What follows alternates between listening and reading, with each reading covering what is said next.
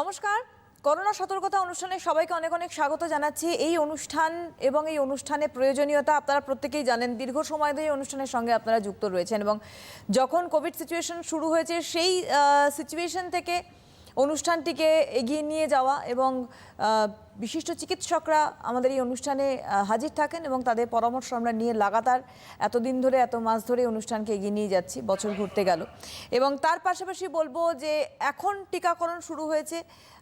16ই জানুয়ারি থেকে প্রথম দফার টিকাকরণ শুরু হয় এবং এখন দ্বিতীয় দফার টিকাকরণ শুরু হয়েছে। এতদিন স্বাস্থ্যকর্মীরা ছিলেন এবং এখন কিন্তু শুরু হয়েছে টিকাকরণ এবং আমাদের সঙ্গে এখন টিকাকরণের জন্য রয়েছেন পুলিশ কর্মীরা, অর্থাৎ প্রথম সারির কোভিড যোদ্ধাদের মধ্যে যারা, তাদের মধ্যে অন্যতম আমাদের পুলিশ প্রশাসনের সঙ্গে যুক্ত কর্মীরা। তো আজকে যেটি খবর যে আজকে ভবানীপুর পুলিশ হাসপাতালে কিন্তু 100 জন পুলিশ কর্মীকে টিকাকরণ করানো হবে এবং প্রতিদিন 2000 পুলিশ কর্মীকে কিন্তু টিকাকরণ করানো হবে ধীরে ধীরে এবং এই দ্বিতীয় দফা টিকাকরণের মধ্যে কিন্তু এই 50 ঊর্ধ্ব এই বয়সটাকে রাখা হয়েছে। তারপরে সাধারণ মানুষের মধ্যে টিকাকরণের কাজ শুরু হবে। মানুষের ভয়ভীতির জায়গা থেকে অনেকটাই মানুষ হয়তো বেরিয়ে আসতে পেরেছেন এবং কিছু কিছু ক্ষেত্রে চিন্তাভাবনার জায়গা ছিল, তবে আশার বাণী হচ্ছে যে আমাদের আক্রান্তের সংখ্যা কমছে, মৃতের সংখ্যা কমছে। এমনও পাওয়া যাচ্ছে যে আমাদের 7ই ফেব্রুয়ারির তথ্য অনুসারে যে আমাদের মৃতের সংখ্যা হয়েছে এই রাজ্যের অ্যাসপেক্টে 5, যদিও আর দুদিন আগের কথা বলি 0 দেখা গিয়েছিল। তো এতটাই কম, তাহলে কিভাবে কমছে? টিকাকরণ তো সবার শুরু হয়নি, কেনই বা হচ্ছে? এই সমস্ত নিয়ে আজকে আমাদের আলোচনার জন্য আমাদের স্টুডিওতে হাজির রয়েছেন ডক্টর রাজীব সাহা। অনেক স্বাগত জানাবো ডক্টর সাহা অনুষ্ঠানে আসার জন্য। রয়েছেন আপনারা সরাসরি ওনার সঙ্গে এই মুহূর্তে কথা বলতে, আমাদের সরাসরি কথা বলার ফোন নাম্বার স্ক্রিনে যাচ্ছে 6292242339, 6292242340। সরাসরি এই দুটি ফোন নাম্বার শো করছে স্ক্রিনে, এই নাম্বারে ফোন করুন। আপনাদের যদি করোনা নিয়ে, করোনার নতুন স্ট্রেন নিয়ে বা আপনাদের রোগ সংক্রান্ত বিষয় নিয়ে, অর্থাৎ যে রোগে আক্রান্ত এবার তারা টিকাকরণ কি করে করবেন, তাদের জন্য কি বিধিনিষেধ থাকা প্রয়োজনীয়তা রয়েছে, সব নিয়েই ফোন করতে পারেন আমাদের সরাসরি নাম্বার 6292242339, 6292242340-তে। ডক্টর শাহকে স্বাগত জানিয়ে প্রথমেই যেটা বলবো যে আজকে এই পুলিশ প্রশাসনকে আবার এই দ্বিতীয় দফার টিকাকরণ শুরু হলো, তাদেরকে টিকাকরণের মাধ্যম দিয়ে দ্বিতীয় দফার কাজ ভ্যাকসিনেশন। সেখানে দাঁড়িয়ে আমরা এখন শুনছি যে ধীরে ধীরে মানুষ কিন্তু অনেকটাই সুস্থ হচ্ছেন, আক্রান্তের সংখ্যা কিন্তু সংখ্যায় কমছে, রেশিওটা অনেকটা কমে গেছে, পার্সেন্টেজ অনেকটা কমে গিয়েছে এবং মৃতের সংখ্যাও তো অলমোস্ট নেই বলা যেতে পারে। তো টিকাকরণ তো হলো না, তাহলে এখন কি করে এই সংখ্যাটাকে কন্ট্রোলে আনা সম্ভব হলো?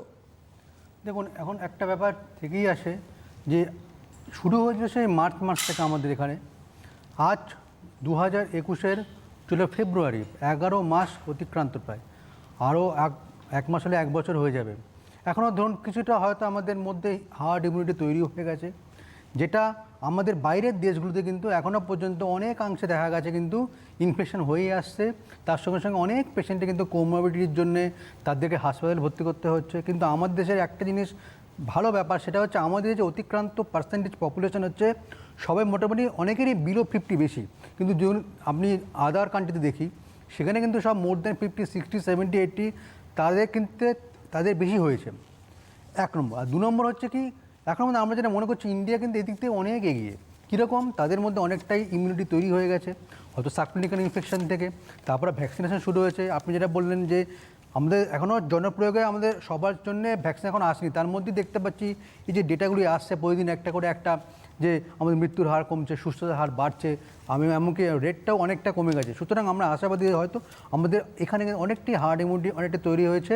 তার সঙ্গে সঙ্গে আর আমরা বলবো আরও ইন ফিউচার যদি আরও কমে যায়, আমরা চাইছি যে একদম এই ভাইরাসটাকে আমাদের দেশ থেকে, আমাদের রাজ্য থেকে দূর করতে হবে। দূর করার জন্য যা যা প্রয়োজনীয় জিনিসপত্র যদি আমাদের বলা হচ্ছে ডাক্তারবাবু প্লাস WHO থেকে, সেগুলি যদি বিধিনিষেধগুলো মেনে চলতে বলা হয়, তাহলে কিন্তু আলটিমেটলি ভাইরাসটা এখান থেকে ক্লিয়ার হবে। একটু পরিসংখ্যানটা আপনাদের সামনে আমি তুলে ধরি। সেটা হচ্ছে যে এই যেটা দৈনিক সংক্রমণের গ্রাফ যেটা বলছে মৃতের সংখ্যা কমছে। পরপর 3 দিনে করোনা সংক্রমণে আক্রান্ত মৃতের সংখ্যা 100-রও নিচে। করোনা টিকা 59 লক্ষ অতিক্রম করেছে। দ্রুত প্রথম পর্যায়ে লক্ষ্যমাত্রা শেষ করার দিকে কিন্তু কেন্দ্রীয় স্বাস্থ্যমন্ত্রক এখন সেদিকেই টার্গেট রেখেছে। এবং আনন্দের খবর বা আমাদের গর্বের খবর যেটাই বলুন না কেন, যে ভারতবর্ষ থেকে করোনা ভ্যাকসিনেশনের এই ভ্যাকসিন চাইছে কিন্তু বিশ্বের বেশ কিছু দেশ, এবং এই আবেদন তারা ভারতের কাছে করেছে যাতে খুব দ্রুততার সঙ্গে তাদের কাছে পৌঁছে যায় এই ভ্যাকসিন, ভারতের তৈরি করা ভ্যাকসিন পৌঁছে যায় এবং করোনাকে কন্ট্রোল করা যেতে পারে। এ যাবৎকাল পর্যন্ত 15টি দেশে কিন্তু এই করোনা ভ্যাকসিনেশন, ভারতের তৈরি করোনা ভ্যাকসিন কিন্তু পৌঁছেছে। আশা করা যাচ্ছে আগামী দিনে আরও 25টি দেশের জন্য প্রিপেয়ার হচ্ছে ভারত তাদেরকে কিন্তু এই ভ্যাকসিন দেওয়ার ক্ষেত্রে। এখানে একটা কথা বলি ডক্টর শাহ, সেটা হচ্ছে যে ভারতবাসী হিসেবে স্বাভাবিকভাবে এটা একটা গর্বের জায়গা আমাদের, যে ভারতবর্ষ এখন বিশ্বের দরবারে কতটাই সমাদৃত, কি বিশ্ব চাইছে এখন আমাদের তৈরি ভ্যাকসিন নিতে। এই যে ভ্যাকসিনেশনের কাজ চলছে, ধীরে ধীরে যখন সাধারণ মানুষ অবধি পৌঁছবে সেটা তো একটা বিষয়, না পৌঁছানো পর্যন্ত আমাদের কি কি সাবধানতা এখন অবলম্বন করে চলার প্রয়োজনীয়তা রয়েছে?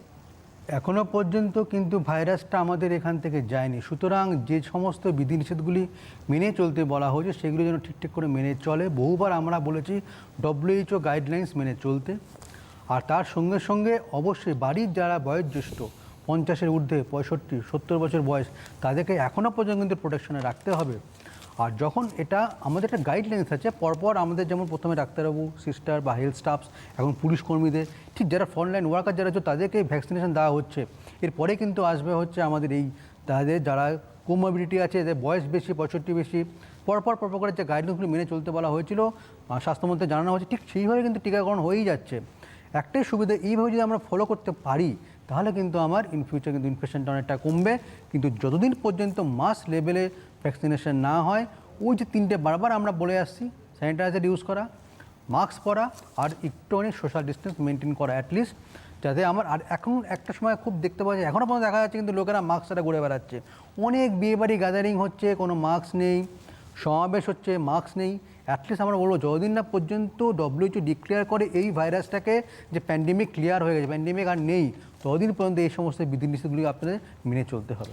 সব থেকে একটা বিষয় আমাদের জানা খুব দরকার, সেটা হচ্ছে যে এই যে আমরা এই যে একটু আগেই ডক্টর সাহা বলছেন যে দেখা যাচ্ছে এখন অনেকে মুখে মাস্ক নেই, বিভিন্ন বিয়েবাড়ি গ্যাদারিং হচ্ছে, পলিটিক্যাল গ্যাদারিং হচ্ছে, সবই হচ্ছে, বিনা মাস্কেও অনেক মানুষ ঘুরছেন। আর অনেক সময় নিয়ম মাফিক মাস্কটাকে থুতনি অবধি তুলে রেখেই তারা ভাবছেন বোধহয় তাদের দায়িত্ব কমপ্লিট হয়ে যাচ্ছে। এবং একটা কথা বলে রাখি যে কলকাতায় কিন্তু মৃতের সংখ্যা কিন্তু বেশি, যতই পার্সেন্টেজ কম হোক না কেন, আক্রান্তের সংখ্যা কলকাতায় বেশি। এবার প্রশ্নটা হচ্ছে কেন বেশি? নয় আমরা উদাসীন ডক্টর সাহা, নয় আমরা অতিরিক্ত নিজেদেরকে মনে করছি যে আমরা অনেকটাই সমস্যা থেকে বেরিয়ে এসেছি, সুতরাং টিকাকরণ যখন শুরু হয়ে গেছে, শুনেছি কানে টিকাকরণ শুরু হয়েছে, দ্যাটস ওয়াই আমরা সুস্থ হয়ে গিয়েছি। এই জায়গায় দাঁড়িয়ে এই যে টিকাকরণের জায়গা পর্যন্ত আমরা তো নিজেরা তো ক্যারিয়ার হতেই পারি, আমরা বাড়ি চলে যাচ্ছি, বাড়িতে একজন ডায়াবেটিক পেশেন্ট রয়েছে, বাড়িতে একজন ক্যান্সার পেশেন্ট রয়েছে, বা বাড়িতে অন্যান্য এমন কোনো সিভিয়ার রোগে আক্রান্ত পেশেন্ট রয়েছে যাদের পক্ষে ফ্যাটাল কন্ডিশন আনতে পারে। এখনও এই মোমেন্টে দাঁড়িয়ে আমি আপনাকে জিজ্ঞেস করছি, এটা কি হতে পারে এখনও? কিন্তু একটা কথা, টিকাকরণ শুরু হয়েছে, এটা একটা আনন্দের খবর, কিন্তু আপনার তো টিকাকরণ হয়নি। সেটা যতদিন পর্যন্ত আপনি টিকা দুটো নেবেন ততদিন কিন্তু বলা হয় যে আপনি এই রোগের কমপ্লিকেশন, আপনার রোগ হতেই পারে কিন্তু ভবিষ্যতে, কিন্তু রোগের কমপ্লিকেশন থেকে অনেকটাই আপনি ভালো থাকবেন। তার মানে এটা নয় যে টিকাকরণ শুরু হয়েছে বলে আমি এখন মাস্ক পরে এদিক ওদিক ঘুরে বেড়াবো বা জনসমাবেশ করব, তার সঙ্গে সঙ্গে আমার গ্যাদারিংটা, কিন্তু গ্যাদারিং আপনারা করুন কিন্তু একটু ডিস্টেন্স মেনটেন করে আর মাস্ক পরে। আর এই ভ্যাকসিনটা অবশ্যই আর ধরে রাখুন 3-4 মাসের মধ্যে জনসমাবেশে বা আমার যেটা বলি জনসভার মধ্যেই এটা প্রয়োগ করা হবে ভ্যাকসিনেশনটা। আর ভ্যাকসিনেশন প্রয়োগ করলে অবশ্যই 2টো ডোজে দেওয়া হবে।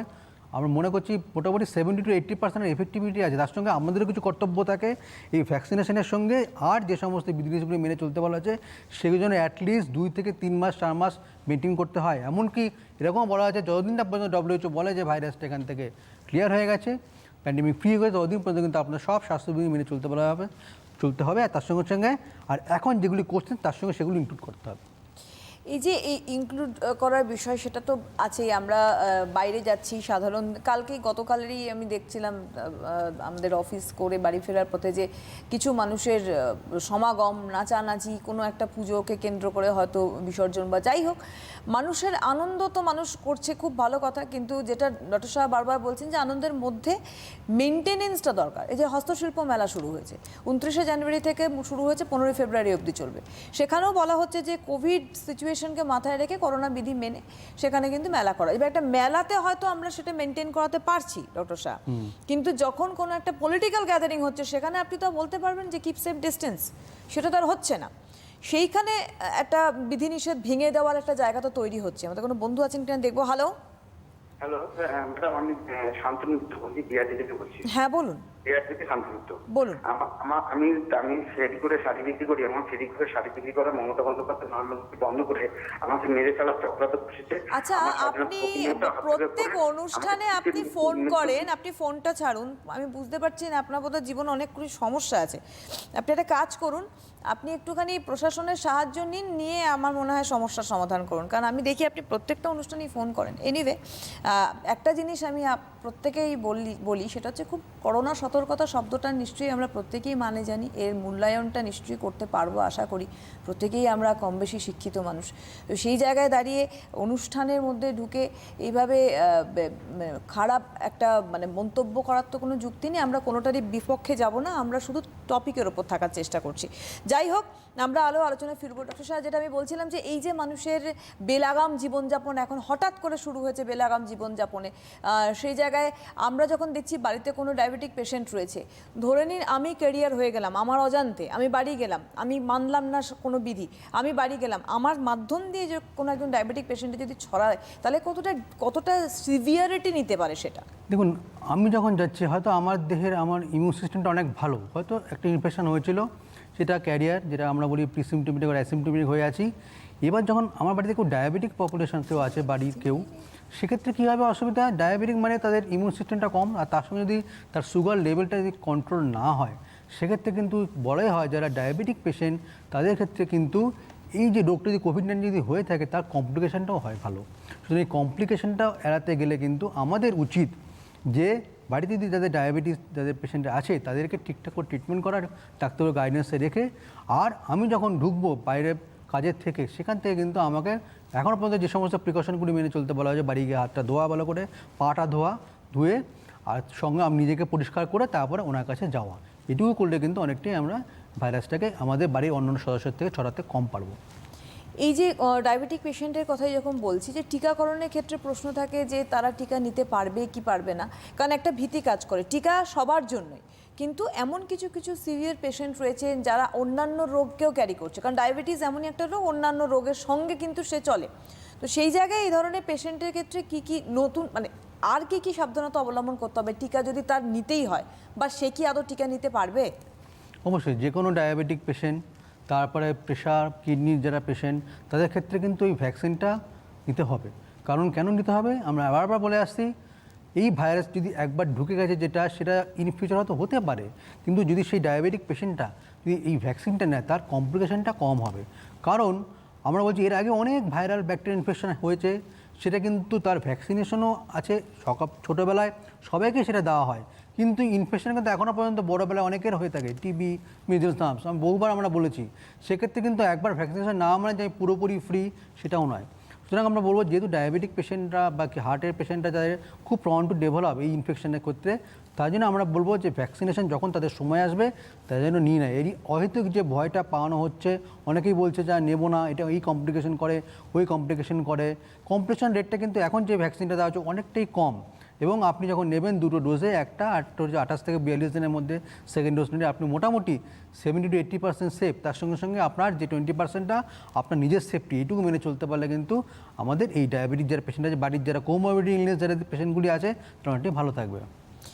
এই যে টিকাকরণের কথা আপনি এটা বললেন, যে মিজলসের ক্ষেত্রে বলুন বা এক্সাম্পল স্বরূপ আমরা বললাম, যে এই টিকাকরণের ক্ষেত্রে অনেক সময় আমরা দেখি যে টিকার পরেও কিন্তু রোগটা আমাদেরকে অ্যাটাক করে। তো সেইখানে করোনা টিকাকরণের জায়গাতেও কিন্তু একটা মানুষের প্রশ্ন তৈরি হচ্ছে যে টিকা তো আমি নিলাম, কিন্তু কোন গ্যারেন্টি আছে যে আবার আমার এই করোনা আমাকে আক্রান্ত করবে না? কিন্তু টিকাকরণের পরে অন্যান্য রোগের ক্ষেত্রে আমরা ফিরে আসতে দেখি সেই রোগকে। হ্যাঁ, অবশ্যই এখন এই সমস্ত যা ভ্যাকসিনগুলি তৈরি হচ্ছে তাদের বেশিরভাগ ভ্যাকসিন হচ্ছে নয় ডিএনএ ভ্যাকসিন নয় কিল ভ্যাকসিন। এগুলির ক্ষেত্রে কিন্তু যখন প্রয়োগ করা হবে তার এফেক্টিভিটি অনেক দিন বেশি থাকে। আমরা আসবো ডক্টর সাহেব, আমি একটা ফোন নিয়ে আসছি। হ্যালো। হ্যালো, হ্যাঁ, নমস্কার, কে বলছেন? আমি বর্ণালী ব্যানার্জি বলছি, বরানগর থেকে বলছি। হ্যাঁ, বলুন। আমার একটা প্রশ্ন আছে ডাক্তারবাবুর কাছে, সেটা হচ্ছে আমার মায়ের বয়স 75+, এবং উনি একাই থাকেন, কিন্তু ওনার ডায়াবেটিস আছে। তা সেই ক্ষেত্রে ওনাকে কি ভ্যাকসিনটা দেওয়া সঙ্গত হবে? আপনি শুনতে থাকুন। অবশ্যই, হ্যাঁ। বুঝেছি কোশ্চেন। যেটা হচ্ছে ডায়াবেটিক পেশেন্ট, এক নম্বর হচ্ছে সুগারটাকে কন্ট্রোল করতে হবে ডাক্তারবাবুকে দেখিয়ে। তারপরে ওনার ডেট যখন আসবেন ডাক্তারবাবুর পরামর্শ নিয়ে ভ্যাকসিনটা দেওয়া মাস্ট। কারণ ডায়াবেটিক পেশেন্টের কিন্তু কোভিড-19 যে কমপ্লিকেশনগুলি অনেকটাই চান্স বেশি থাকে। সেক্ষেত্রে কিন্তু কোভিড-19 হলে কিন্তু হাসপাতালে সে আবার অ্যাডমিশন, তারপরে নানা রকমের সমস্ত প্রবলেমগুলি অ্যারাইজ করতে পারে। এই জন্য আমরা বলবো যখন তার ডেটটা আসবে অবশ্যই ভ্যাকসিনটা নিন, কোনো অসুবিধা হবে না। একদম। আর যেটা বলছিলাম টিকাকরণের ক্ষেত্রে ফিরে আসা আবার হ্যাঁ, রোগের, এবার হচ্ছে এই যে ভ্যাকসিনগুলো দেওয়া হচ্ছে সেটার ক্ষেত্রে কিন্তু টিকাকরণের ক্ষেত্রে ফিরে আসাটা আমি বলতে পারবো না, কারণ এটা যেহেতু বাতাসের মাধ্যমে ছড়ায় অবশ্যই হতে পারে, কিন্তু তার এফেক্টিভিটি এই যে একজনের থেকে একজনের যেটা ছড়াতেই পারে, কিন্তু যখন ঢুকবে বডিটা অনেকটাংশই কম আমার প্রবলেমটা করবে, কমপ্লিকেশনটা কম করবে, হয়তো 2-1 দিন থেকে ভাইরাসটা চলে যাবে, নর্মাল ফ্লু বা আমার কমন কোল্ড ভাইরাসের মতোই থাকবে। কিন্তু আমার ভ্যাকসিনটা নিচ্ছি কেন? নিচ্ছে হচ্ছে একটা কারণে, যে বারবার যে ইনফেকশন 1 নম্বর হওয়া সেটা কমাবে, আর 2 নম্বর হচ্ছে কমপ্লিকেশনটা কমাবে। সেক্ষেত্রে আমি বলবো ভ্যাকসিনেশনটা নিয়ে নিতে পারলে খুবই ভালো, লাভবান হবে। প্রচুর এমন মানুষ রয়েছেন যারা সিভিয়ার অ্যালার্জেটিক পেশেন্ট রয়েছে, এবং যাদের সিভিয়ারিটি সাংঘাতিক লেভেল। আমি আসবো। হ্যালো। হ্যাঁ, হ্যালো। হ্যাঁ, নমস্কার, কে বলছেন? হ্যাঁ, নমস্কার, আমি বিকাশ পাল হাবড়া থেকে কথা বলছি। কোথা থেকে বলছেন? হাবড়া থেকে। আচ্ছা, বলুন। হ্যাঁ, আমি জানতে চাইছি ডাক্তারবাবুর কাছে যে করোনার ভ্যাকসিন নেওয়ার পর ও করোনা আবার এফেক্টেড হতে পারে কিনা। ঠিক আছে, বুঝতে পেরেছি। এই মাত্রই আমরা এই জাস্ট আমরা এটা নিয়ে আলোচনা করছি, আপনি শুনতে থাকুন। জাস্ট আমরা এটা নিয়ে অবশ্যই যে আলোচনা করছি। কোনো ভ্যাকসিন কিন্তু 100% প্রোটেকশন দেয় না, যে ওই ভাইরাসের যার এগেনস্টে আপনি ভ্যাকসিনটা তৈরি হয়েছে 100% প্রোটেকশন দেবে। এটা বলা হয়েছে যদি আপনি নিয়ে থাকেন সেক্ষেত্রে আপনাকে এই যে ভাইরাস যে মিডিয়েটেড যে কমপ্লিকেশনগুলি বা তীব্রতা রোগের সেটা অনেকটা কম হবে। যদি ইন ফিউচার হয়েও থাকে আরেকবার, তাহলে কিন্তু অতটা প্রবলেম হবেও না। আর আপনার এই যে আমাদের যেটা কিছুদিন আগেও দেখেছি, আজ থেকে 6 মাস এত প্রাণহানি, সেগুলো অনেকটাই কমবে এই ভ্যাকসিনটার। এই জন্যই ভ্যাকসিনগুলি নিয়ে আসা, যাতে প্রিভেনশনটা ভালো হয়।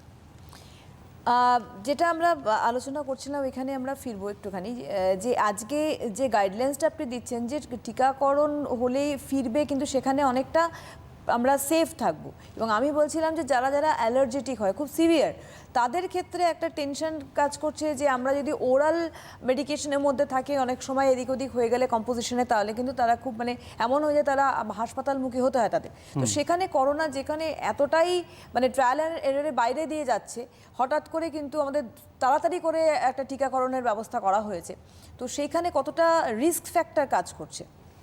অ্যালার্জি থাকলে অবশ্যই এই যে যেটা চলছে কোভিশিল্ড ভ্যাকসিনটা, তার যে ইনগ্রেডিয়েন্টস আছে সেগুলিতে যদি কারো অ্যালার্জি থাকে, সেগুলিকে আমরা বলবো যে ঠিক আছে, তাহলে সেই পেশেন্ট নিতে পারবে না ভ্যাকসিনটা। কিন্তু ইন জেনারেল যদি অ্যালার্জি থাকে, সেই অ্যালার্জিটাকে কমিয়ে নিতে হবে প্রথমে, কমিয়ে নেওয়ার পরে কিন্তু ভ্যাকসিনটা দিতে হবে। কারণ কিছু কিছু লোকেদের রিপোর্ট করা হচ্ছে যে এই ভ্যাকসিন মিডিয়েটেড হয়তো 2-1 দিন জ্বর থাকছে, গা হাত ঠান্ডা থাকছে, আর একটু মাইল্ড ফিভার থাকছে। এগুলি কমন, কারণ ভ্যাকসিনে অনেকগুলো ইনগ্রেডিয়েন্ট থাকে। কিন্তু এটা কিন্তু সামান্য জল বেশি খাওয়া, প্যারাসিটামল ট্যাবলেট খেয়ে কমে যাচ্ছে। সুতরাং অহেতুক ভয় পাওয়ার কোনো দরকার নেই, ভ্যাকসিনেশনটা নিতে হবে। আর যদি অ্যালার্জি কারো থাকে, অবশ্যই ডাক্তারবাবুর পরামর্শ নিয়ে আগে অ্যালার্জি কমাতে হবে, তারপরে ভ্যাকসিনেশন নিতে হবে। একদম। হ্যালো। হ্যালো, হ্যাঁ, নমস্কার, কে বলছেন? আমি মানব ঘোষ দস্তিদার বলছি। আমি এখন রাঁচি থেকে বলছি, কিন্তু আমার বাড়ি অ্যাকচুয়ালি চন্দননগরেও আছে। আচ্ছা। আমি ডায়াবেটিসের পেশেন্ট, আমার এজ হচ্ছে 61 রানিং, ঠিক আছে। আমি ভ্যাকসিন নিতে পারি কিনা প্রথম প্রশ্ন। আমি যদি নিতে চাই তো আমি চন্দননগরে গিয়ে হুগলি ডিস্ট্রিক্টের চন্দননগরে গিয়ে কোথায় রেজিস্ট্রেশন করাতে হবে একটু বললে আমার জন্য খুব ভালো হতো। মানববাবু, আপনি শুনতে থাকুন। ভ্যাকসিন নেওয়া সংক্রান্ত ডিটেলস আপনি স্বাস্থ্য ভবন থেকেই পেয়ে যাবেন, সেই সমস্ত ডিটেলস আপনাকে স্বাস্থ্য ভবন দেবে। বাকি আপনি ডায়াবেটিক পেশেন্ট হিসেবে আপনার কতটা আপনি সেফ থাকতে পারেন টিকা নিয়ে, সেটা আপনাকে ডাক্তারবাবু বলছেন। অবশ্যই ডায়াবেটিক পেশেন্ট, সুতরাং আপনার মূল কাজ হচ্ছে আপনার ডায়াবেটিসটাকে কন্ট্রোল করা। ওষুধ খাওয়া, যদি আপনি ইঞ্জেকশন নিন, ইঞ্জেকশন নেওয়া, খাওয়া দাওয়া মেনটেন করা, তার সঙ্গে সঙ্গে আপনার লোকাল যে ডক্টরবাবু আছেন তাকে দেখাচ্ছেন রাঁচি, ঠিক আছে। এবার আপনি চন্দননগর থেকে নিতে যান, সেক্ষেত্রে উনি যেটা বললেন, অবশ্যই ম্যাডাম যেটা বললেন, সে আপনি স্বাস্থ্যকেন্দ্রের সঙ্গে যোগাযোগ করুন। আর সঙ্গে সঙ্গে চন্দননগরের যারা আছে, ধরুন মিউনিসিপ্যালিটি বা যা আছে, তাদের সঙ্গে একবার যোগাযোগ করতে পারেন। অনেক সময় সেখান থেকে হয়তো ভ্যাকসিনেশন হতে পারে। এইগুলি করতে পারলে কিন্তু আপনার ভ্যাকসিনেশনটা হয়ে যাবে 2টো ডোজে, আপনি ইন ফিউচার অনেকটা ভালো থাকবেন। একটা প্রশ্ন করি আমরা আবার ওই টিকাকরণে যাওয়ার আগে, যে মাঝখানে এই যে স্ট্রেন নিয়ে, নিউ স্ট্রেন নিয়ে একটা চিন্তাভাবনা চলছিল, যে যেটা খবর আসছে যে একেবারে 4000 রকম ফের নতুন করোনার ক্ষেত্রে পাওয়া যাচ্ছে, 4000 রকম, যেটা কিন্তু চিন্তার ভাঁজ ফেলেছে। যদিও বলছে যে দক্ষিণ আফ্রিকা থেকে ব্রাজিল, ব্রিটেন, এই সমস্ত জায়গায় কিন্তু এই স্ট্রেনটার ঝলক দেখা যাচ্ছে। এই 4000 রকম ফেরের মধ্যে বলছে মাত্র কয়েকটা প্রাণঘাতী হতে পারে। তো এখানে যদিও এখনো বিদেশের মধ্যে, যদিও আমরা কিন্তু কলকাতার ক্ষেত্রে পেয়েছি নিউজ ট্রেনে, কিন্তু আমরা হদিশ পেয়েছি, এর কিন্তু সিমটমটাও ডিফারেন্ট। তো সেখানে আমরা কিভাবে নিজেদেরকে অ্যালার্ট করব? কারণ এ তো আগের থেকে আরও বেশি ডেঞ্জারাস মনে হচ্ছে। কারণ ভাইরাস একটা হোস্ট খোঁজে যে তার দেহে ঢুকে রোগ করবে। এবার কী হচ্ছে, অনেক দিন ধরে গেছে, 11 মাস হয়ে গেল একটা ভাইরাস আছে, এবারে জানতে পারলো যে হয়তো ভ্যাকসিনেশন কাজ শুরু হয়েছে। ভাইরাসটাও কিন্তু অতি ক্লেভার, চালাক। ও কী করবে, সঙ্গে সঙ্গে ও চেঞ্জ করে দেবে। এর কি বলে মিউটেশন। মিউটেশন কিন্তু অনেকবার হয়ে আসে, অনেক ভাইরাসের ক্ষেত্রে এখানেও হয়েছে। ভাইরাসের অনেক 4000 যেটা আপনি বলেন, অনেকবার মিউটেশন হচ্ছে।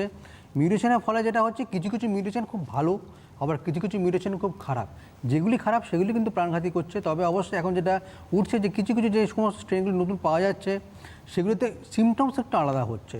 সে কীরকম, ধরুন কনজাংটিভাইটিস, গা ব্যথা প্রচণ্ড হচ্ছে, চোখের সমস্যা, হ্যাঁ চোখের সমস্যা, স্কিনের প্রবলেম হচ্ছে, এইগুলো নতুন নতুন সমস্যা। আগে আমরা জেনেছি কি, কাশি, নাক দিয়ে গন্ধ না পাওয়া, মুখে স্বাদ চলে যাওয়া, তার সঙ্গে কাশি আর জ্বর, এইগুলি ছিল। এখন কিন্তু নতুন নতুন স্ট্রেনে এইগুলির হিসেবগুলি পাওয়া যাচ্ছে। কিন্তু আমি বলবো আমাদের ইন্ডিয়া, ভারতবর্ষ, আর তার সঙ্গে আমাদের রাজ্যের কিন্তু অনেকটাই সেফ। এখান থেকে অনেক জায়গায় কম হচ্ছে দেন বাইরের কান্ট্রি থেকে। বাইরের কান্ট্রিতে অনেক বেশি নিউজ স্ট্রেন পাওয়া গেছে, এখানে কিন্তু অনেকটাই কম। আমরা তো আশাবাদী আরও ইন ফিউচারে আমাদের হার্ড ইমিউনিটি তৈরি হবে ভ্যাকসিনেশনের মাধ্যমে। যত ভ্যাকসিনেশন হবে তত আমি এই ভাইরাসের ক্ষেত্রে, আর যা নতুন নতুন যে স্ট্রেনগুলি বেরোবে মিউটেশনের পরে, সেগুলোর ক্ষেত্রে আমি প্রোটেকশন দিতে পারবো এই ভ্যাকসিনের মাধ্যমে। একেবারেই তাই। কারণ তেমনই বলা হচ্ছে যে ফাইজার, বায়োনটেক থেকে শুরু করে অক্সফোর্ড, একে বলা হচ্ছে যে আরও নতুন করে আরও আপডেটেডভাবে কিন্তু টিকার ব্যবস্থা, মানে ভ্যাকসিনেশন মানে শুরু করা, মানে তার পরীক্ষা নিরীক্ষা চালানো আর কি। এটা তো একটা পরবর্তী চিন্তা ভাবনা। হ্যালো, হ্যাঁ হ্যালো, হ্যাঁ নমস্কার, কে বলছেন? আমি অশোক পাত্র বলছি। কোথা থেকে বলছেন দাদা? আমি দক্ষিণ 24 পরগনা বাসন্তী ব্লকের নকরগঞ্জ গ্রাম থেকে বলছি। আচ্ছা, নকরগঞ্জ অঞ্চল। হ্যাঁ বলুন, কি প্রশ্ন? বলছি যে হাতের তালুতে আমার ওই শীতকালে আসলে খুশখুশি মতো ওঠে আর কি। হ্যাঁ, হাতের তালুতে আর পায়ের তালুতে, এতে কি আমি ভ্যাকসিন নিতে পারবো?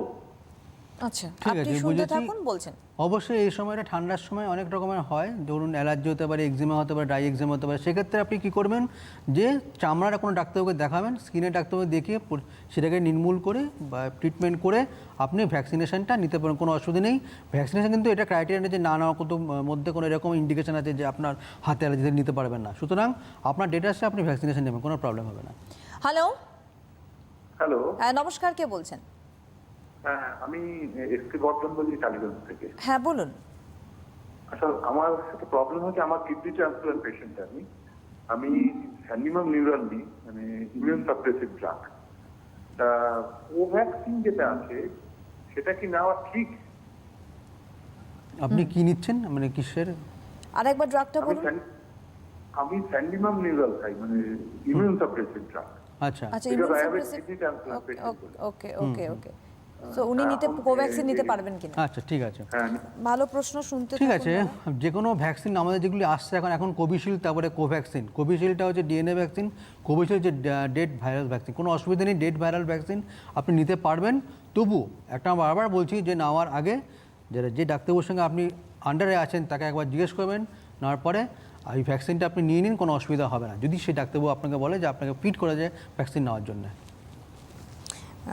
একেবারেই তাই। এবং আমি যে প্রশ্নটা একটু আগে আমি ভাবছিলাম করব ডক্টর সাহাকে, সেটা হচ্ছে এই যে আমাদের ধীরে ধীরে শীতটা যদিও কমছে, কিন্তু যে লেভেলের শীত পড়েছিল, এখন এই শীতকালে আমরা ভয় পাচ্ছিলাম যে কোভিড কিন্তু ছড়ায় বেশি। এখন মাত্রাটা অনেকটা কমে গেছে, শীতও পড়েছে, মাত্রাও কমে গিয়েছে। তবু সেক্ষেত্রে আমাদের বাইরে, ধরুন বাড়ির বাইরে পা রেখেও আমাদের চলাফেরা করার ক্ষেত্রে শুধু মাস্ক আর স্যানিটাইজার ছাড়াও আর কি অবলম্বন করতে হবে স্বাস্থ্যবিধি? দেখুন, অবশ্যই এখন তো ঠান্ডা পড়েছে, আপনাকে তো একটা সোয়েটার পরতেই হবে। তার সঙ্গে সঙ্গে আমরা বলবো, যেটা আগেও আমরা বলেছি, অ্যাটলিস্ট মাথার ক্যাপটা আর হাতে গ্লাভস। তাও এখনও পর্যন্ত আগে যেটা ইউজ করতে, এখন তো এগুলি কিছু কেউ ইউজই করে না। যদি এটুকু আপনি করতে পারেন সাফিসিয়েন্ট। আর অবশ্যই মনে রাখতে হবে, যেহেতু সোয়েটার সবসময় তো রোজ দিন পরিষ্কার করা যায় না বা ধোয়া যায় না, সেক্ষেত্রে আমরা বলবো 2-3টে সোয়েটার আপনি ইউজ করবেন, একটা দিন ইউজ করে সেটাকে আবার 4th ডে ইউজ করবেন। তাহলে আপনার কী হলো, 1-2-3-এ আপনার 3 রকমের সোয়েটার পরলেন, আবার 4 দিনের মাথায় আপনার চেঞ্জ হয়ে গেল। সেক্ষেত্রে আমরা বলবো যে ভাইরাসের যে ইনকিউবেশন পিরিয়ডটা মোটামুটি আছে, সেটা হচ্ছে 72 ঘন্টা থেকে 5 দিন, সেটা অনেকটাই ওভারকাম করে যাবে। যদি আপনি কোনোভাবে হয়তো পেশেন্ট আপনার গায়ে কাশি দিল বা হেঁচে দিল, সেক্ষেত্রে আপনারা কিন্তু অনেকটা সেফ থাকবেন যদি একটা জায়গায় রেখে দিতে পারেন, বা এটাকে আপনি জাস্ট রোদে মেলে দিতে পারেন পরের দিন এসে, তার ক্ষেত্রে অনেকটাই ভাইরাসটা ইনঅ্যাক্টিভেট হয়ে মানে যাবে। একটা সেফ জায়গায় রাখতে বলছেন? নয় সেফ জায়গায়, নয় বাইরে থেকে রোদে আসা। একটু রেখে দিলে, হ্যাঁ, আল্ট্রাভায়োলেট বা ধরুন রাতে ব্যাক করছে, তখন তো রোদের অপশন নেই, তখন মানে একটা জায়গায় একটা কোথাও সেফ রেখে জায়গায় দিলেন। রেখে পরের দিন বলছেন রোদে ফেলে রাখতে। হ্যাঁ। আসবো, আমাদের বন্ধু রয়েছেন। Hello, hello. হ্যাঁ নমস্কার, কে বলছেন? হ্যালো। হ্যাঁ নমস্কার, কে বলছেন? হ্যাঁ, আমি শ্যামলী ব্যানার্জি বলছি, কোথা- নাগেরবাজার থেকে। আচ্ছা বলুন। আমার ডাস্ট অ্যালার্জি আছে। হ্যাঁ, পুরোনো যা বইয়ের গন্ধ টন্ধে তো আমার অ্যালার্জি হয়ে শ্বাসকষ্ট হয়, এবং কিছু খাবারেও অ্যালার্জি আছে, যেমন চিংড়ি মাছ, ক্র্যাব, এসব খেলে অ্যালার্জি হয়। তো আমি কি এই ভ্যাকসিনটা নিতে পারবো? অবশ্যই শুনতে থাকুন আপনি। আমরা বারবার একটা কথা বলছি যে ভ্যাকসিনের ইনগ্রেডিয়েন্টসে যেগুলি আছে সেগুলো যদি আপনি অ্যালার্জিক হন, তাহলে অ্যালার্জিটা হয়তো এই ভ্যাকসিনটা তখন নিতে পারবেন না। কিন্তু আপনার যে সমস্ত আপনার এমনি প্লেন অ্যালার্জি আছে, ডাস্ট অ্যালার্জি, খাবার দাবার অ্যালার্জি, সেটা কিন্তু কন্ট্রাইন্ডিকেশন নয়। তবুও আপনি একবার যে ডাক্তারবাবুকে দেখাচ্ছেন, ডাক্তারবাবুর পরামর্শ নিয়ে ভ্যাকসিনটা নিতে হবে। কারণ কেন, এই যে অনেক সময় কী হয়, অ্যালার্জি হোক, সেখান থেকে আপনার রাইনাইটিস হতে পারে বা শ্বাসকষ্ট হাঁপানি হতে পারে। সেক্ষেত্রে কিন্তু আবার যদি কোভিড-19 ইনফেকশন হয়ে যায়, সেক্ষেত্রে আবার মারাত্মক রকমের কোভিড-19 প্রবলেম করতে পারে, কমপ্লিকেশন করতে পারে। সেক্ষেত্রে বলবো এই ভ্যাকসিনটা নাও কিন্তু অনেকটাই সেফ, তাহলে কিন্তু আপনার কমপ্লিকেশনের দিকে আপনি যাবেন না। ডক্টর শাহ, এই যে আমরা অনেক সময় দেখেছি এখনও হয়তো পেসমেকার বসানি এমন কিছু পেশেন্ট রয়েছে আমাদের, যেহেতু অলরেডি ভ্যাকসিনেশন চলছে, যাদের ব্লক রয়েছে, এবং তাদের আমরা নর্মালি জানি একটা ব্রিদিং প্রবলেম এটা হয়, কিছু কিছু পেশেন্টের ক্ষেত্রে breathing problem, severe breathing problem হয়। তো এই ধরনের পেশেন্টকে মানে তার পক্ষে গিয়ে টিকা নেওয়া এবং তার কতটা সেফ সে থাকতে পারে, কারণ সে অলরেডি একটা সমস্যায় সাফার করছে। দেখুন, একটা হচ্ছে পেসমেকারের ব্যাপার। পেসমেকারের যতদিন না পর্যন্ত ইমপ্ল্যান্টেশন হচ্ছে, সেক্ষেত্রে আমরা বলবো যে অবশ্যই ডেইলি পালসটা দেখা। এমনকি কিছু হয় যে কিছু দিন হয়তো মাথা ঘুরে পড়ে যেতে পারে, কিন্তু সেটা ব্ল্যাকআউট হয়ে যেতে পারে অবশ্যই। সেক্ষেত্রে বাইরে কেউ যাবে, গিয়ে ভ্যাকসিনটা তার সঙ্গে থেকে নিয়ে আসতে হবে। কারণ রোজ দিন এরকম প্রবলেম না মাথা ঘুরে পড়ে যায়, সেক্ষেত্রে কিন্তু আর্জেন্টলিভাবে তাকে পেসমেকার বসাতে হবে, সেটা আলাদা ব্যাপার। আর যদি এরকম থাকে ক্রনিক, যে হয়তো একটা পেসমেকার ডেট দেওয়া হয়েছে, তার মধ্যে পড়ে গেছে, অবশ্যই সে নিতে পারে, কোনো অসুবিধা নেই, ডাক্তারের পরামর্শ সে নিয়ে নেবে। এবার আরেকটা 2 নম্বরে যে আপনার কোশ্চেনটা, সেটা হচ্ছে হার্ট ভাল্ব। এটা একটা অন্যরকম একটা রিউম্যাটিক হার্ট ডিজিজ, তার ভাল্ব নষ্ট হয়ে গেছে, সেখান থেকে শ্বাসকষ্ট হচ্ছে, বুক ধরা পড়া হচ্ছে। সেক্ষেত্রে বলবো তিনি হয়তো হাসপাতালে ভর্তি আছেন বা আপনার অপারেশন করতে হবে, হয়নি, সেক্ষেত্রে বলবো হচ্ছে যা তিনি যে ওষুধগুলি খাচ্ছেন সেগুলোগুলি খাবেন, তার সমস্ত যে ভাইটালসগুলি বডিতে, প্রেশার, পালস, এগুলো সব ঠিকঠাক রাখতে হবে, রেখে ভ্যাকসিনেশনটা করতে হবে সাফিসিয়েন্ট। এটা কিন্তু করতে পারলে তিনি কিন্তু পরবর্তীকালে কমপ্লিকেশনটা অনেকটা এই কোভিড-19 অনেকটা কম হবে। একদম। হ্যালো, হ্যাঁ নমস্কার, কে বলছেন? আমি আশিস কুমার ভৌমিক, কৈখালী থেকে বলছি। হ্যাঁ বলুন। ম্যাডাম, ডাক্তারের কাছে একটা প্রশ্ন আমার। বলুন, শোনা যাচ্ছে। হ্যাঁ শোনা যাচ্ছে দাদা, বলুন, শোনা যাচ্ছে, বলুন। হ্যাঁ, আমি এখন 60 ইয়ার্স অফ এজ। সম্প্রতি আমি 2টো বিয়ে বাড়িতে অ্যাটেন্ড করেছি, সেখান থেকে 90% লোক, হ্যালো, হ্যাঁ 90% লোক কি, এবং 90% লোক কোনো মাস্ক ইউজ করছেন না। সেক্ষেত্রে আমাদের মতো সিনিয়র সিটিজেনদের এইসব প্রোগ্রামে যাওয়া উচিত কি স্বাস্থ্যের কারণে? একদম একদম ভালো প্রশ্ন। আপনি আপনি আপনি শুনতে থাকুন, বলছেন ডক্টর সাহেব। আমরা তো বহুবার বলেছি যে এই সমস্ত সমাবেশ স্পেশালি এখন যেটা হয়েছে দুদিনে দেখতে পাচ্ছি, একটা বিয়ে বাড়ি আর একটা হচ্ছে পিকনিক এখন দেখতে পাচ্ছি, যেটা 23 জানুয়ারি পর থেকে শুরু হয়েছে, যে প্রতিদিন পিকনিক লেগে আছে, মানে 11 মাস আগে যেটা হয়নি সেটা এখন এখন একসাথে একদম রোজ দিন টানা হয়ে যাচ্ছে। সেটা হচ্ছে তার সঙ্গে সঙ্গে বিয়ে বাড়ি এখন খুব সমাবেশ হচ্ছে। সেক্ষেত্রে আমরা বলবো যারা বাড়ির একটু বয়স বেশি, তার সঙ্গে যাদের কোমরবিলিটি আছে, একটু যতদিন না পর্যন্ত ভাইরাসটা ক্লিয়ার হয় বা আপনি যতদিন না পর্যন্ত ভ্যাকসিন নিচ্ছেন ততদিন আপনি বাড়িতে থাকুন, সেফ থাকুন। আর যদি যেতেই হয় তো অনেক সময় হয় রিলেটিভের বাড়ি, যে আপনি না বলতে পারছেন না, সেক্ষেত্রে আপনি নিজের প্রোটেকশনটা অ্যাটলিস্ট নেবেন, যে মাস্ক পরে থাকতে হবে অ্যাটলিস্ট, আর হাতটাকে পরিষ্কার করে সাফিসিয়েন্ট। কিন্তু এটা কিন্তু ইনফেকশনের এগেনস্টে প্রোটেকশন আপনার জন্য, এটুকু করতে পারলে কিন্তু আপনার ইনফেকশনটা অনেকটাই কম হবে। কিন্তু আপনি যদি নিজে মাস্ক ছাড়া, স্যানিটাইজার ছাড়া আপনি বিয়েবাড়ি অ্যাটেন্ড করেন, সেক্ষেত্রে কিন্তু অনেকটা প্রবলেম হবে আপনার। মানে আপনার সেফটি আপনার কাছে, মানে প্রত্যেকটা মানুষের নিজস্ব সেফটি নিজের কাছে থাকে। কেউ যদি না মানেন অন্তত আপনি মানুন, যাতে আপনি নিজে প্রোটেক্ট থাকতে পারেন, যেটা ডক্টর সাহেব বারবার বলছেন। আমি একটু আগেই একজনের সঙ্গে কথা বলে এলাম, একজন গার্জেনের সঙ্গে, সে চিন্তান্বিত যে আগামী দিনে যখন ক্লাস 9 to 12 স্টুডেন্টদের জন্য স্কুল খুলছে, তো খুলতে পারে এরকম চিন্তাভাবনা নেওয়া হয়েছে, সেখানে কতটা তাদের পাঠানোটা সেফ হবে এই মোমেন্টে। আসবো আমরা। হ্যালো, এনিওয়ে যিনি ছিলেন আরেকবার ট্রাই করতে পারেন। হ্যাঁ, এটা কতটা সেফ হবে, কারণ একদিকে এমনই একটা এজ যে যাওয়াটাও প্রয়োজন এডুকেশনের দিক থেকে, আর গার্জেনদের ভয় পাওয়াটাও অমূলক নয়। সেটাই, এখন ব্যাপারটা অনেকটাই কন্ট্রোল হয়ে গেছে। হয়তো গভর্নমেন্ট আরও কিছুটা টাইম নিচ্ছেন যে স্কুলটা খোলার জন্য।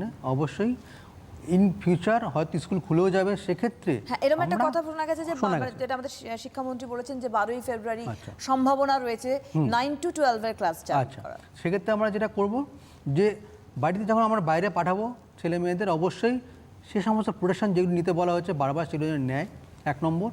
আর 2 নম্বর হচ্ছে অবশ্যই ডিস্টেন্সটা মেনটেন করতে হবে। অবশ্যই সেটা কিন্তু স্কুল কর্তৃপক্ষের দিক থেকেও, যে এমনভাবে সিটিং সিস্টেম করতে হবে একটু দূরে দূরে বসবে। আর হচ্ছে কি, আর ক্যান্টিনে আর যখন আমার খাওয়া দাওয়া, অবশ্যই কলেজ হলে ক্যান্টিন, আর হচ্ছে আমি স্কুল হলে যেটা হচ্ছে প্রবলেম, টিফিন নিয়ে যাওয়া, টিফিনটা বলবো শেয়ার না করাই ভালো, 1 নম্বর। আর 2 নম্বর হচ্ছে নিজের হাত থেকে পরিষ্কার করে টিফিনটা খাওয়া অ্যাটলিস্ট, আর যখন খাবে অ্যাটলিস্ট একজনের থেকে একজনের দূরত্বটা মেনটেন করতে হবে। সেটুকুই করা যায়, তাহলে কিন্তু এই যে এখন যে স্কুলটা খুলছে সেখান থেকে যে ভয় পাচ্ছে যে বাচ্চাদের মধ্যে বা যারা ক্লাস 9 to 12 যেটা আছে তাদের ক্ষেত্রে কিন্তু ইনফেকশনটা কম হবে। হ্যালো, হ্যালো, হ্যালো, নমস্কার, কে বলছেন? নমস্কার, আমি বাগদিদের পশ্চিম মেদিনীপুর থেকে বলছি। হ্যাঁ, বলুন। বলছি, আমার এই যে ডাক্তারবাবু বসেছেন, ওনাকে আমার অশেষ ধন্যবাদ, আপনাকেও অশেষ ধন্যবাদ। হ্যাঁ, নমস্কার, হ্যাঁ, বলুন। যে এই করোনার জন্য হচ্ছে আমার তো মানে অবস্থা খুবই সঙ্গীন আছে। আমার থাইরয়েড আছে প্রথম কথা, দ্বিতীয় হচ্ছে আপনার হার্টের প্রবলেম আছে, শ্বাসের খুব কষ্ট হয়, খুব কষ্ট হয়। আচ্ছা, আর কিডনিতে ধরা পড়েছে যে কিডনিতেও আমাদের ফল্ট হয়েছে, বুঝেছেন? হ্যাঁ, আর কিডনিতে প্রেশার হাই আছে, এমনকি অ্যালার্জিও আছে। ও, মানে অনেক সমস্যা রয়েছে আপনার। হ্যাঁ, প্রচুর সমস্যা, প্রচুর সমস্যা। হিমোগ্লোবিন কমে বাড়ে, এরকম ওষুধ খেলে একটু বাড়ে, আবার ওষুধ বন্ধ করলে আবার কমে যায়। আমার এই মুহূর্তে এই যে কোভ্যাক্সিন আছে, এটা আমি কিভাবে নিব এবং আমি কিভাবে লাইফস্টাইলটা করবো, কাইন্ডলি আমাকে জানান। অবশ্যই শুনতে থাকুন আপনি। আপনার অনেক রকমের কোমোবিলিটি আছে। 2 নম্বর আপনার বয়সটাও বেশি। সেক্ষেত্রে আমরা বলবো এই যখন আপনি যে ডাক্তারকে দেখাচ্ছেন সে ডাক্তার আন্ডারের থেকে বারে বারে প্রতি মাসে গিয়ে আপনার সমস্ত ওষুধগুলো ঠিকঠাক করে খাওয়া আপনার 1 নম্বর। আর 2 নম্বর হচ্ছে যখন ভ্যাকসিনেশনটা আসবে অবশ্যই আপনাকে ডেট বলে দেওয়া হবে। সেই যখন ডেটটা আসবে সেই ডাক্তারবাবু যে আপনার ট্রিটমেন্ট করছে তার পরামর্শ নেবেন। পরামর্শ নিয়ে আপনি কিন্তু ভ্যাকসিনটা দেবেন। কারণ মনে রাখবেন, যেহেতু আপনার কোমোবিডিটি আছে, যদি আপনি ভ্যাকসিন না নিয়ে থাকেন সেক্ষেত্রে কিন্তু ইন ফিউচার এই ভাইরাসে বারবার বলে আসছে কমপ্লিকেশনটা হতে পারে যদি আপনার একবার এফেক্টেড হয়। সেক্ষেত্রে আমরা বলবো আপনি যেটুকু দরকার বাইরে বেরোবেন না, 1 নম্বর। আর 2 নম্বর হচ্ছে বাড়িতে থেকেই ওষুধগুলি খান আর ভ্যাকসিনেশনটা কমপ্লিট করে দিন, কোনো অসুবিধা হবে না। ডক্টর শাহ, অনেকে এরকম বলছেন যে আমার একবার করোনা হয়ে গিয়েছে এবং আমি সেখান থেকে বেরিয়ে আসতে পেরেছি, দ্যাটস ওয়াই আমার বোধহয় আর টিকার দরকার নেই, কারণ আমি তো অলরেডি সেফ। তার মানে আমার ইমিউন পাওয়ারটা স্ট্রং, দ্যাটস ওয়াই আমি বেরিয়ে আসতে পেরেছি। তা আমার কি দরকার টিকা নেওয়া? এই কথাটা কতটা সঠিক? দেখুন, আমার ইমিউন পাওয়ারটা ভালো অবশ্যই। একবার সে ইনফেকশন হয়েছে তার মানে সে মোটামুটি ভালো রকমের বডিতে অ্যান্টিবডি তৈরি হয়েছে, কিন্তু এখনও পর্যন্ত কিন্তু জানা যায়নি যে অ্যান্টিবডি কদিন থাকে। 3 মাস থাকতে পারে, 6 মাস থাকতে পারে। তাই জন্যই এটাকে স্ট্রেনথেন করার জন্য আসলো ভ্যাকসিন। আপনি ভ্যাকসিন নিলেন, অবশ্যই খুব ভালো, ভ্যাকসিনেশন কমপ্লিট হয়ে গেল, কিন্তু এটাও বলা হয় না যে ভ্যাকসিন 100% আপনাকে প্রোটেকশন দেবে। হয়তো আপনি ইনফেকশন হতেই পারে, আপনার সেই যে ইনফেকশনটা হবে সেটা হয়তো অ্যাসিমপ্টোমেটিক, সেটা আপনি হয়তো বেঁচে গেলেন। সে আপনি অ্যাসিমপ্টোমেটিক ঘুরে বেড়াচ্ছেন, হয়তো বাড়ির অন্য কেউ বয়োজ্যেষ্ঠ সেই ভ্যাকসিনটা তখনও নেয়নি বা আবার নিতে পারেনি কোনো কারণে, হয়তো অন্য কোনো ইমিউনো কম্প্রোমাইজ থাকার জন্যে। সেক্ষেত্রে কিন্তু আপনি কিন্তু ওখান থেকে আপনি ওই বয়োজ্যেষ্ঠদের ছড়াচ্ছেন।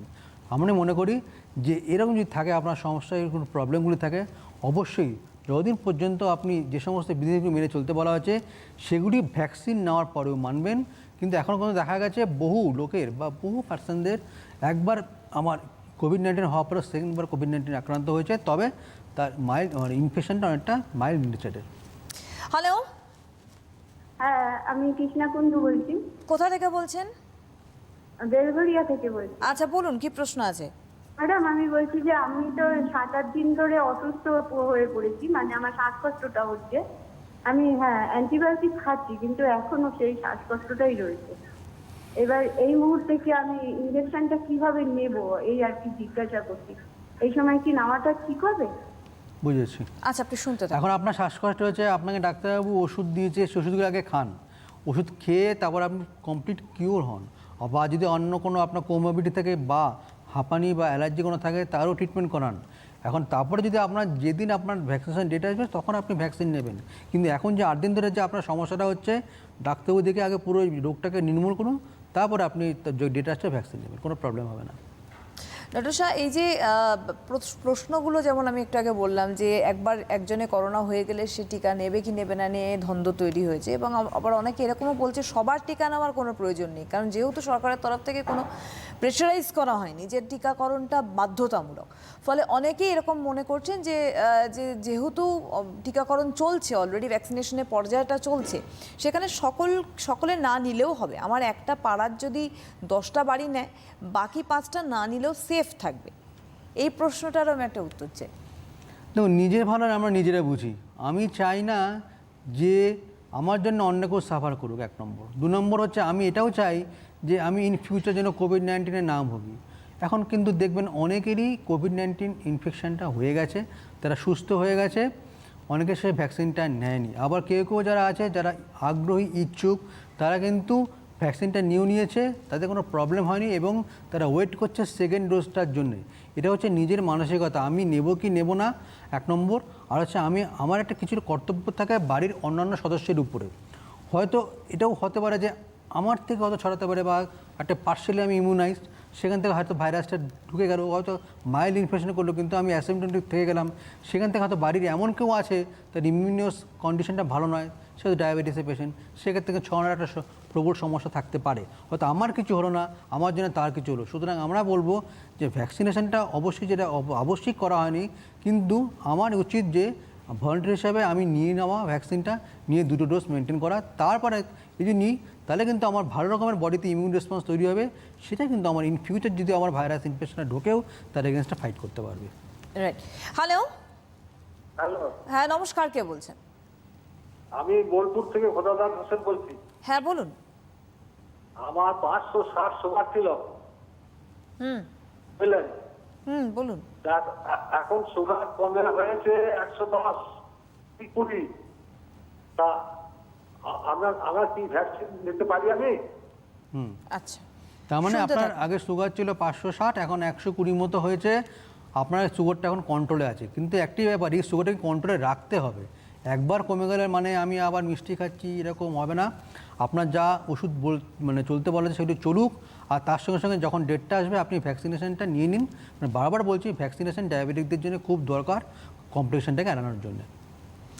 আসলে সমস্যা হচ্ছে ডক্টর শাহ, যখন করোনার ভ্যাকসিন শুরু হলো তার মধ্যেই এমনই একটি খবর প্রত্যেকে শুনলো যে ভ্যাকসিনেশনের পরেই মৃত্যু হয়েছে, এবং এই যে 2টো মৃত্যুর খবর এসছে তাতে মানুষের মধ্যে একটা আতঙ্ক তৈরি হয়েছে যে ভ্যাকসিনেশনের পরেই যেহেতু মৃত্যু হয়েছে তাহলে ডেফিনেটলি এটা ভ্যাকসিনের জন্যই হয়েছে। এইটা কি তাই না, এটা অন্য কোনো রোগ হয়তো ছিল তার জন্য সে এক্সপায়ার করেছে বলে ভ্যাকসিনটা হওয়ার পরে পরে এই ঘটনাটা ঘটেছে মনে হচ্ছে? এখন হয়তো এটা অন্য রোগও হতে পারে। একটা ভ্যাকসিন নেওয়ার পরে সাধারণত যে সমস্ত সমস্যাগুলি হয় যে কোনো ভ্যাকসিনের ক্ষেত্রেও সেটা এখানেও হতে পারে।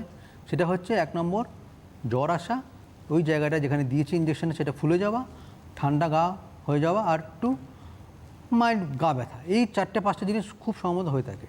আর তার সঙ্গে সঙ্গে কি এটা বাড়ে কখন, 1 দিন 2 দিন, তারপরে কিন্তু আপনি যদি বেশি করে জল খান বা এমনি টোটাল প্যারাসিটামল ট্যাবলেট খেয়ে আপনার কমে যাবে।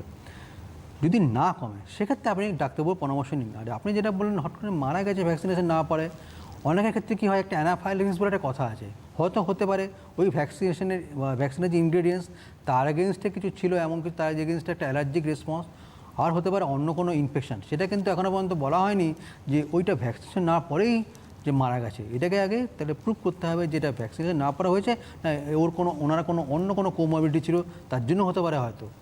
এবার মুশকিলটা হচ্ছে যে প্রুফের জায়গাটা তো অনেক পরে আসছে, অলরেডি একটা ফ্যাটাল কন্ডিশন চলে আসছে, তারপর তো প্রুফের জায়গা। এবার মানুষের ওই ভয়টাই তৈরি হচ্ছে যে আমার যদি ওই অ্যালার্জেটিক, আমার যদি হঠাৎ করে ভ্যাকসিনেশনের পরে অ্যালার্জির প্রকোপ বাড়ে এবং আমার যদি সেই ফ্যাটাল কন্ডিশন চলে আসে, তাহলে আমি আর কোথায় গিয়ে আমি জিনিসটাকে ঠিক করবো? সেইখানটা স্বাস্থ্য দপ্তরের ক্ষেত্রে কতটা তাদের অ্যালার্ট থাকতে হবে বা তাদেরকে এই বিষয়ে কতটা সংবেদনশীল হতে হবে সেটা একটু যদি বলেন। প্রত্যেকটা এখন স্বাস্থ্য দপ্তর বলেই দিয়েছে ভ্যাকসিন দেওয়ার পরে 8 ঘন্টা অবজারভেশন রুমে থাকা। এই বলে একটা কমিটি তৈরি করা হয়েছে যারা কিনা এটাকে পর্যবেক্ষণ করছেন তার কোনো কমপ্লিকেশন হচ্ছে নাকি ভ্যাকসিন নেওয়ার পরে। কমপ্লিকেশনটা কখন হয়? 1 নম্বর হচ্ছে 30 মিনিটের মধ্যে, আর হতে পারে 48 ঘন্টার সময়। তাই জন্য বলা হয় 30 মিনিটের মধ্যে হলে অবজারভেশন রুমেই ম্যানেজমেন্ট করতে হবে, তাই জন্য ডাক্তারবাবুরা রেডি। আর হচ্ছে যদি 40 আওয়ার্স পরে হয়, দেখবেন একটা দেওয়ার পরে নাম্বার চলে যায়, সেই নাম্বারে আপনি কন্ট্যাক্ট করতে পারেন। আর তার সঙ্গে সঙ্গে 1 নম্বর আর 2 নম্বর ডাক্তারবাবুর কন্ট্যাক্টের সঙ্গেও আপনি কন্ট্যাক্ট করে সে সমস্ত ট্রিটমেন্ট কী করতে পারেন সব ডাক্তারবাবুরা বলে দেবেন। সুতরাং ভ্যাকসিন নিয়ে যে হয়তো যে সমস্ত গুজব উঠছে যে এই ভ্যাকসিনটা মানে অনেক প্রাণহানি হচ্ছে বা অনেক প্রবলেম করছে, তা নয়। আমরা সবাই আমরাই নিয়েছি ভ্যাকসিন, কোনো প্রবলেম হয়নি এখনও পর্যন্ত। সুতরাং আমরা ওয়েট করছি সেকেন্ড ভ্যাকসিনেশনের জন্য। যদি নিতে পারেন অবশ্যই আমরা নেই, তাহলে কিন্তু আমরা এই ভ্যাকসিন এই সম্মিলিতভাবে এই ভাইরাসটাকে আমাদের দেশ থেকে আর রাজ্য থেকে তাড়াতে পারবো। ভ্যাকসিনেশন, এই যে দ্বিতীয় ডোজের জন্য আপনি বললেন আপনি নিজেও নিয়েছেন ভ্যাকসিন, এবং এই ভ্যাকসিনেশনের জন্য অপেক্ষা, আমাদের এই যে একটা ডিউরেশন, ফার্স্ট ভ্যাকসিনেশনের পরে সেকেন্ড ভ্যাকসিনেশনে এই যে ডিউরেশন, এই ডিউরেশনটা খুব সেন্সিটিভ আমার মনে হয়, কারণ এই ডিউরেশনটাকে ইউটিলাইজ করাটা খুব দরকার একটা মানুষের ক্ষেত্রে। এই ডিউরেশনটা কি করে সে ইউটিলাইজ করবে? কারণ সে হয়তো ভাবছে আমার তো অলরেডি একটা পুট হয়েছে ভ্যাকসিন, তো দ্যাটস ওয়াই আমি খানিকটা হয়তো আমি সিকিউরড রয়েছি, কিন্তু আদৌ কি সে সিকিউর থাকছে না? যতক্ষণ এটা কমপ্লিট হচ্ছে বিষয়টা ততদিন সে ইনসিকিউরই রয়েছে। একটা কথা আছে ইমিউন রেসপন্স, মানে একটা ভ্যাকসিন নিলে তার বডিতে অ্যান্টিবডি তৈরি হবে বা টিসেল তৈরি হবে, কতটা ভাইরাসটাকে পরবর্তীকালে মারতে পারবে। এখন যদি আমি একটা ভ্যাকসিন নিই সেক্ষেত্রে কিন্তু আমার মাত্র 30 to 50% ইমিউন রেসপন্স বডিতে তৈরি হয়। সেটা একমাত্র 80 to 90% বা 10% ইমিউন রেসপন্স তৈরি হয় তখনই যখন সে পেশেন্টটা সেকেন্ড বার নেবে, মানে 2টো ডোজ নেবে। তাই জন্য আমরা বারবার বলছি একটা ডোজ নিয়ে কোনো লাভ হবে না, অবশ্যই আপনি যদি ভ্যাকসিন নিতে চান 2টো কমপ্লিট নিতে হবে। কমপ্লিট নিলেই কিন্তু আপনার অনেকটা ইমিউন রেসপন্স তৈরি হবে, সেক্ষেত্রে আপনি ইন ফিউচার ভাইরাসের এগেনস্টে ফাইট করতে পারবেন। একদমই তাই। আবারও আপনাদের বলে রাখি যে যে করোনা সতর্কতা অনুষ্ঠানে যে বিষয়গুলো বারবার করে আমরা হয়তো এই অনুষ্ঠানে একাধিকবার একটি বিষয়কে নিয়ে আলোচনা করছি, তার কারণ একাধিকবার প্রয়োজন পড়ছে। দীর্ঘ 11 মাস ধরে যে বিষয়টি স্বাস্থ্য দপ্তর থেকে শুরু করে চিকিৎসকরা থেকে শুরু করে স্বাস্থ্যকর্মীরা প্রত্যেকেই অ্যালার্ট করছেন, তাতেও আমরা দেখছি যে বহু মানুষ এখনও অ্যালার্ট নয় 11 মাস পেরিয়ে যাওয়ার পরেও। যার জন্য এই অনুষ্ঠানটা বারবার করে আপনাদের সামনে নিয়ে আসার একটি কারণ, প্রশ্নগুলো বারবার করে করার একটি কারণ, যাতে মানুষের মনের মধ্যে অন্তত প্রবেশ করে যে বেসিক্যালি আমাদের কি করা উচিত আর কি করা উচিত না। এই জায়গাটা যদি ক্লিয়ার হয়ে যায় তাহলে বোধহয় অনেকটা সমস্যার সমাধান হতে পারে। আমরা বলি ডক্টর সাহা যে অনেকে এরকম বহু মানুষ আছে যে হাজার একটা রোগ নিয়ে রয়েছেন। একটু আগে একজন ফোন করে বললেন যে তার প্রচুর সমস্যা, প্রচুর কমপ্লিকেশন, তাকে দিবারাত্র ওষুধের উপরে হয়তো জীবন ধারণ করতে হয়। ফলে যে মানুষটি প্রচুর পরিমাণে ওষুধ ইনটেক করে তার এমনিই আমরা ইমিউন পাওয়ার নিয়ে প্রশ্নচিহ্ন থাকে। সেইখানে দাঁড়িয়ে এই কোভিশিল্ড বা কোভ্যাক্সিন যেটাই বলুন না কারণ ভ্যাকসিনেশন কতটা গুরুত্বপূর্ণ হতে পারে? গুরুত্বপূর্ণ অবশ্যই, কারণ একমাত্র আমরা জানি ছোটোবেলা থেকে একটা জিনিসে পড়ে এসেছি, একদম ভাবুন ক্লাস 4-5 থেকে আমরা এই ভ্যাকসিন টার্মটা শুনে এসেছি যে প্রতিষেধক নিতে হবে। এই যে কোনো ভাইরাস বা ব্যাকটেরিয়াকে আমি যদি প্রিভেনশন করতে চাই বা আমাদের দেশ থেকে যদি তাড়াতে চাই, সেক্ষেত্রে প্রতিষেধকটি সবথেকে ভালো, কারণ ট্রিটমেন্টটার থেকেও আমার প্রিভেনশন ইজ বেটার। তাই জন্যে আমাকে নিজে মানে আগিয়ে আসতে হবে ভ্যাকসিনটা নেওয়ার জন্যে, যাতে আমার সম্পূর্ণভাবে আমরা সামগ্রিকভাবে এসে এটাকে সফলভাবে করতে পারি যে এই ভাইরাসটা আমাদের দেশ থেকে তাড়াতে হবে, আর 6 মাস থেকে 7 মাসের মধ্যে। কারণ যদি বাইরের দেশ যেটা এফেক্ট হয়েছে অনেক জায়গায়, যে সেকেন্ড এপিডেমিক কার্ভ হচ্ছে, সেটা আমরা একদম চাই না। এইটাকে আটকানোর জন্যই কিন্তু আমাদের এই ভ্যাকসিনেশনটা আনা, যাতে বহু লোক ভ্যাকসিনেশন নিয়ে ভালো থাকে আর এই ইনফেকশনের এগেনস্টে একটা ফাইট করতে পারে। একদম। হ্যালো, হ্যাঁ নমস্কার। নমস্কার, কে বলছেন? বলছি আমি লক্ষণ মন্ডল বলছি, কোথা থেকে? বাঁকুড়াপুর থেকে। হ্যাঁ বলুন। বলছি আমার সুগার রয়েছে। হ্যাঁ বলুন। সুগার রয়েছে, তো ব্যাপার হচ্ছে কি এই ভ্যাকসিনটা সাধারণের মধ্যে কখন দেওয়া যাবে, কখন দেওয়া হবে? এখন তো আচ্ছা, দেওয়া হচ্ছে স্বাস্থ্যকর্মীদের বা যারা এর সাথে যুক্ত তাদেরকে দেওয়া হবে। প্রশাসন, হ্যাঁ ঠিক আছে, এখন আপনি শুনতে থাকুন। যেটা হচ্ছে, আমাদের 16 জানুয়ারি থেকে ভ্যাকসিনেশন শুরু হয়েছে, সেকেন্ড ডোজটা হচ্ছে এবার শুরু হবে কিছুদিনের মধ্যেই। এখন পাচ্ছে হচ্ছে পুলিশ কর্মীরা। এবারে আস্তে আস্তে আমাদের যা গাইডলাইন্স বলে দেওয়া হয়েছে, যাদের বয়স বেশি, কোমোবিডিটি আছে, তারপরে যাবে যাদের বয়স 50-এর কম কিন্তু কোমোবিডিটি আছে তাদের ক্ষেত্রে, আর তারপরে হচ্ছে ইন জেনারেল পপুলেশন। এবারে আপনি যে ক্যাটাগরির মধ্যে আসছেন সেটা হচ্ছে দেখে নিন যে আপনার বয়সটা কত, আপনার কোমোবিডিটি আছে নাকি। ঠিক সেইভাবে 1 মাস 1.5 মাস ধরে আপনি ভাবুন। আশা করি আমরা 3-4 মাস 5 মাস 6 মাসের মধ্যেই মানে অনেক অংশে আমরা কিন্তু এই ভ্যাকসিনেশনটা দেওয়ার জন্যে ইচ্ছে করব, আর আমরা চেষ্টা করব যে 6 মাসের মধ্যে টোটাল জনসমাবেশ যারা হয় প্রয়োগ করতে পারবো ভ্যাকসিনটাকে। হ্যালো, হ্যালো, হ্যাঁ নমস্কার, কে বলছেন? হ্যাঁ নমস্কার, আমি শিক্ষা মন্ডল বলছিলাম কোথা থেকে বলছেন? শিলিগুড়ি থেকে। হ্যাঁ বলুন। বলছিলাম আমি মানে আমার শরীরে যে ব্লাডটা চলাচল করে সে জিনিসটা খুব ভিড়ে হয়, মানে ওইটা সাপ্লাই হয় না। আমি মেডিকেল টেস্ট করে এটা প্রমাণ হয়েছে। আমার শরীরে খুব জ্বালা যন্ত্রণা ব্যথা জ্বলে পুড়ে যায়। আমি কি এর মধ্যে ভ্যাকসিন নিতে পারবো? না, আপনার কি অসুখ আছে, কি কি সমস্যা, কি রোগটার নাম রোগটা কি কি আছে? বলেছেন? হ্যাঁ ডাক্তার নাম কি বলেছেন? রোগটা আমাকে বললো কি যে শরীরে তোমার ব্লাড জমে গেছে, গাঢ় হয়ে গেছে, চলাচল কম হচ্ছে, বুঝেছি। দ্রুত চলাচল হচ্ছে না। আচ্ছা, আপনি ঠিক শুনতে আছে, থাকুন। এক্ষেত্রে আপনি শুনতে থাকুন, আপনি বলছেন না তো। এক্ষেত্রে যেটা হচ্ছে, আপনার তো আমরা হয়তো হিমোগ্লোবিনের পলিসাইথেমিয়া যেটা আমরা বলি যে রক্ত গাঢ় হয়ে যাওয়া, সে সমস্ত কোনো কন্ডিশন হয়েছে, আমরা বলবো যে আপনি তাহলে কি করবেন, একজন যে কোনো ডাক্তারবাবু, জেনারেল যারা মেডিসিনের বা হোক, যারা রক্তের ডাক্তারবাবু, তাদেরকে হিমাটোলজিস্টের সঙ্গে পরামর্শ নিন। পরামর্শ নিয়ে আপনি ভ্যাকসিনেশন যদি আপনার হয়ে থাকে, আপনি যদি সেই ডাক্তারবাবু যদি বলে যে হ্যাঁ আপনি এই ভ্যাকসিন নিতে পারবেন, সেক্ষেত্রে আপনি ভ্যাকসিনটা নিয়ে নিন। কারণ ভ্যাকসিনটা নিলে আপনি কিন্তু এই বারবার বলে আসি, এই কোভিড-19 রিলেটেড কমপ্লিকেশনটা আপনার অনেক কম হবে। পরামর্শে থাকাটা খুব জরুরি আমার মনে হয়, এবং অনেকেই প্রশ্ন করছেন নেব কি নেব না ভ্যাকসিন, সেটাও কিন্তু চিকিৎসকের, কারণ নিশ্চয়ই প্রত্যেকেরই হাউস ফিজিশিয়ান থাকেন, তো সেক্ষেত্রে তাদের একটু পরামর্শ নিয়ে চললে আমার মনে হয় অনেকটাই ক্লিয়ার হয়ে যায় কনসেপশন। আরেকটি কথা বলি আমি ডক্টর সাহা, যে এখন যেহেতু ওয়েদার চেঞ্জের ক্ষেত্রেও একটা জ্বরের প্রবণতা দেখা যাচ্ছে, তো সেখানে মানুষ এই জ্বরটাকেও ভাবছে 14 দিন আমি বোধহয় আইসোলেশনে থাকবো। এটা কি সঙ্গত নাকি না? নর্মাল প্যারাসিটামলে কমে গেলে আবার সে নর্মাল লাইফে ফিরে আসতে পারে? একসময় যখন এই অক্টোবর, নভেম্বর, ডিসেম্বর বা তার আগে জুলাই, আগস্ট, তখন চেম্বারে শুধু জ্বরের পেশেন্ট, তাদের সিমটমস, আর এখন যে সমস্ত জ্বরের পেশেন্ট আছে তাদের কিন্তু অনেকটাই সিমটমস আলাদা। এখনকার যে জ্বরের যে বেশিরভাগ পেশেন্টের নর্মাল ভাইরাল ফিভার হচ্ছে, অতটা কিন্তু কোভিড-19 আসছে না। কিন্তু কিছু কিছু আবার তাদের মধ্যে থেকে কিন্তু আবার কিছু সিমটমস, যেটা আপনি এইমাত্র বলছেন যে কিছু কিছু নিউ স্ট্রেন থাকতে পারে, যে জানা যাচ্ছে না, হয়তো অন্য সিমটমস নিয়েও আসছে।